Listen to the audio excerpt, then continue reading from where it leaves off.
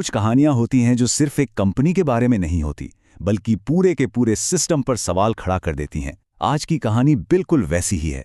एक कहानी धोखे की, शोषण की, जो एक बहुत बड़ी, जानी मानी मल्टीनेशनल कंपनी की चमचमाती दीवारों के पीछे पूरे 4 साल तक चलती रही। तो चलिए आज इस पूरे मामले की परतें खोलकर देखते हैं।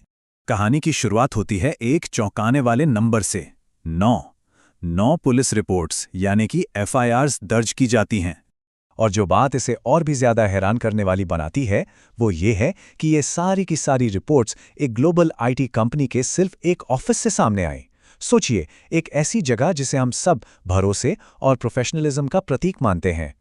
लेकिन इससे भी ज्यादा चौंकाने वाली बात थी वो टाइम फ्रेम जिसके अंदर ये सब कुछ हुआ।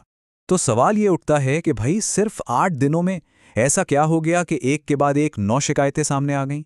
इसका जवाब असल में छिपा है उस 4 साल की कहानी में। एक ऐसी कहानी जिसने न सिर्फ कुछ लोगों की जिंदगियों पर असर डाला, बल्कि पूरे सिस्टम पर ही एक बड़ा सा सवालिया निशान लगा दिया। इस पूरे संकट की जड़ तक पहुंचने के लिए ना हमें समय में थोड़ा पीछे जाना होगा और कहानी को समझना होगा पहली विक्टिम के नजरिए से। ये एक ऐसा सफर था जो एक मामूली सी नौकरी के वादे से शुरू हुआ, लेकिन बहुत जल्द एक खतरनाक जाल में तब्दील हो गया। 2022 का भरोसा 2023 आते आते धार्मिक दबाव में बदल गया और 2024 तक तो ये शोषण और जबरदस्ती की हद तक पहुंच चुका था। ये कोई अचानक हुई घटना नहीं थी, बल्कि एक धीमी, सोची समझी साजिश थी। और फिर आता है फरवरी 2026 का वो लम्हा जब भरोसे का पर्दा बिल्कुल गिर गया। जब विक्टिम को यह एहसास हुआ कि जिस रिश्ते पर उसने इतना यकीन किया वो तो शुरू से ही एक झूठ था, और बस इसी एक पल ने उससे सालों की चुप्पी तोड़ने और अपनी आवाज उठाने की हिम्मत दी। जैसे ही विक्टिम ने आवाज उठाई, कहानी ने एक बिल्कुल नया मोड़ ले लिया। अब ये मामला सिर्फ एक पर्सनल धोखे का नहीं रहा, बल्कि एक क्रिमिनल इन्वेस्टिगेशन का बन गया था। जो बात इस इन्वेस्टिगेशन को एकदम अलग बनाती है वो है पुलिस की स्ट्रैटेजी। उन्हें पता था कि ऑफिस के अंदर का सच बाहर लाना बहुत मुश्किल है, तो उन्होंने क्या किया? उन्होंने हाउसकीपिंग स्टाफ बनकर अंदर घुसपैठ की।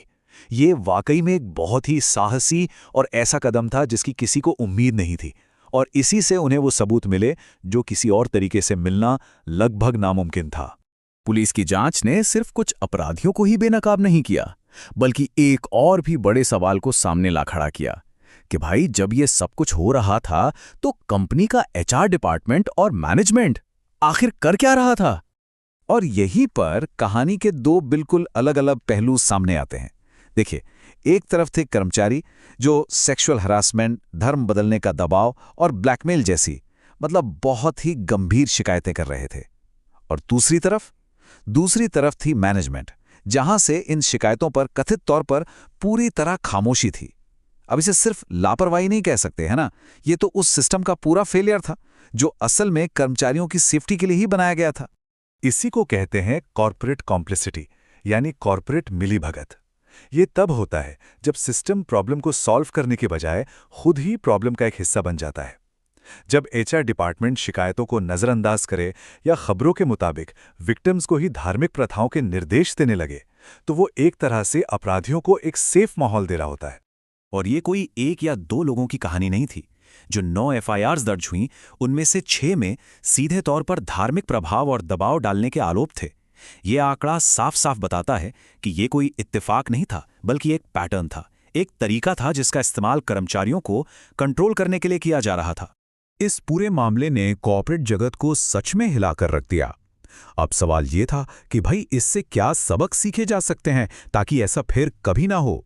ये सिर्फ वार्निंग साइन नहीं है, ये उन विक्टिम्स के अनुभवों से सीखे गए सबक हैं। जब प्रोफेशनल सक्सेस को पर्सनल बातों से जोड़ा जाने लगे या फिर शिकायतों को अनसुना कर दिया जाए, तो ये एक बहुत बड़े खतरे का सिग्नल हो सकता है। इन्हें पहचानना हमें खुद को और अपने आसपास के लोगों को ऐसे टॉक्सिक माहौल से बचाने में मदद कर सकता है। और ये सिर्फ कर्मचारियों के लिए ही नहीं, बल्कि कंपनियों के लिए भी एक बहुत बड़ा वेकअप कॉल है।